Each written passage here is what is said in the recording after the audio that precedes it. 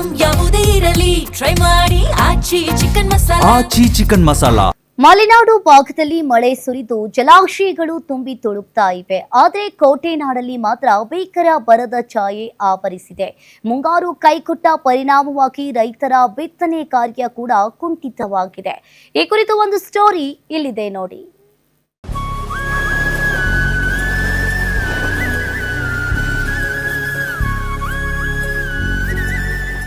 ಬಯಲು ಸೀಮೆ ಚಿತ್ರದುರ್ಗ ಜಿಲ್ಲೆಗೆ ಮಳೆ ಎಂಟ್ರಿ ಕೊಡದ ಕಾರಣ ರೈತರು ಮತ್ತಷ್ಟು ಆತಂಕಕ್ಕೊಳಗಾಗಿದ್ದಾರೆ. ಇನ್ನು ಜಿಲ್ಲೆಯಲ್ಲಿ ವಾಡಿಕೆಯ ಮಳೆಯೂ ಸುರಿಯದ ಕಾರಣ ಶೇಂಗಾ, ಮೆಕ್ಕೆಜೋಳ, ಸಿರಿಧಾನ್ಯ ಸೇರಿದಂತೆ ಹಲವು ಬೆಳೆಗಳನ್ನ ಬಿತ್ತನೆ ಮಾಡದೆ ಅನ್ನದಾತರು ಆಕಾಶದತ್ತ ನೋಡುತ್ತಿದ್ದಾರೆ. ಅನೇಕ ಕಡೆಗಳಲ್ಲಿ ಬೋರ್ವೆಲ್ಗಳು ಬತ್ತಿ ಹೋಗಿದ್ದು ಕುಡಿಯುವ ನೀರಿಗೂ ಹಾಹಾಕಾರ ಶುರುವಾಗಿದೆ. ಜೂನ್ ಜುಲೈಲಿ ಮಳೆ ಪ್ರಾರಂಭ ಆಗಲಿಲ್ಲ. ಜನ ಬಿತ್ತಬೇಕು ಮಾಡಬೇಕು ಅನ್ನೋ ಸಂದರ್ಭದಲ್ಲಿ ಬರಗಾಲ ಬಂದು ಅಡಿಕೆ ತೋಟಗಳಾಗಲಿ ಇನ್ನೊಂದಾಗಲಿ ಎಲ್ಲ ಒಣಗಿ ಹೋಗ್ತಾ ಇದೆ. ಇದ್ರ ಬಗ್ಗೆ ಜೂನ್ ಜುಲೈಯಲ್ಲೂ ಕೂಡ ಪ್ರಾರಂಭ ಆಗಲಿಲ್ಲ. ಇವತ್ತು ಮೆಕ್ಕೆಜೋಳ ಆಗಿರ್ಬೋದು, ಶೇಂಗಾ ಆಗಿರ್ಬೋದು, ಏನೇ ಬಿತ್ತಕ್ಕೆ ಹೋದ್ರೂ ನಮಗೆ ಆಗಿಲ್ಲ. ಇದರಿಂದ ಬರಗಾಲ ನಾವು ಈ ಜಿಲ್ಲೆಗೆ ತುತ್ತಾಗಿದೆ. ಇನ್ನು ಈ ಬಾರಿ ಜಿಲ್ಲೆಯಲ್ಲಿ ಮುಂಗಾರು ಹಂಗಾಮಿನಲ್ಲಿ ವಾಡಿಕೆಗಿಂತ ಕಡಿಮೆ ಮಳೆ ಸುರಿದಿದೆ. ಇದುವರೆಗೂ ಜಿಲ್ಲೆಯಲ್ಲಿ 153 ಮಿಲಿಮೀಟರ್ ಮಳೆಯಾಗಬೇಕಾಗಿತ್ತು. ಆದರೆ ಕೇವಲ 142 ಮಿಲಿಮೀಟರ್ ಮಳೆಯಾಗಿದ್ದು ವಾಡಿಕೆಗಿಂತ 7% ಮಳೆ ಕಡಿಮೆಯಾಗಿದೆ. ಇದರಿಂದ ಜಿಲ್ಲೆಯಲ್ಲಿ ಬಿತ್ತನೆ ಪ್ರಮಾಣ ಕೂಡ ಕುಂಠಿತವಾಗಿದೆ.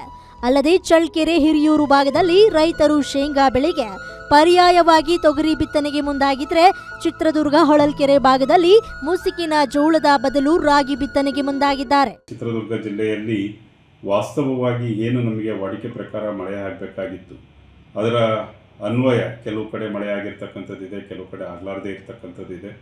ಸೊ ಒಟ್ಟಾರೆ ನಮಗೆ ಜೂನ್ ತಿಂಗಳಲ್ಲಿ ಸುಮಾರು 60% ಬಂದು 40%ವರೆಗೂ ಸಹ ಇದರಲ್ಲಿ ಕೊರತೆ ಆಗಿರ್ತಕ್ಕಂಥದ್ದನ್ನು ನಾವು ಕಾಣ್ತಾ ಇದ್ದೀವಿ. ಇದರಲ್ಲಿ ವಿಶೇಷವಾಗಿ ನಮಗೆ ವಾಡಿಕೆಗೆ ಸಂಬಂಧಪಟ್ಟಾಗಿ 154 ಮಿಲಿಮೀಟರ್ ಮಳೆ ಆಗಬೇಕಾಗಿತ್ತು. 142 ಮಿಲಿಮೀಟರ್ ಮಳೆ ಆಗಿ 7% ಕೊರತೆ ಆಗಿದ್ರೂ ತಾಲೂಕಿನಿಂದ ತಾಲೂಕಿಗೆ ಮಳೆಯ ಹಂಚಿಕೆ ಬಹಳಷ್ಟು ವ್ಯತ್ಯಯ ಆಗಿರ್ತಕ್ಕಂಥದ್ದು ನಾವು ಕಾಣ್ತಾ ಇದ್ದೀವಿ.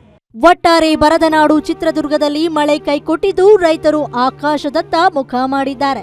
ಜಿಲ್ಲೆಯಲ್ಲಿ ಕೆರೆ ಕಟ್ಟೆಗಳು ಖಾಲಿಯಾಗಿದ್ದು ರೈತರನ್ನ ಮತ್ತಷ್ಟು ಸಂಕಷ್ಟಕ್ಕೆ ಸಿಲುಕಿಸಿದೆ. ಹೀಗಾಗಿ ಚಿತ್ರದುರ್ಗವನ್ನ ಸರ್ಕಾರ ಬರಪೀಡಿತ ಜಿಲ್ಲೆ ಎಂದು ಘೋಷಣೆ ಮಾಡುವಂತೆ ರೈತರು ಆಗ್ರಹಿಸಿದ್ದಾರೆ.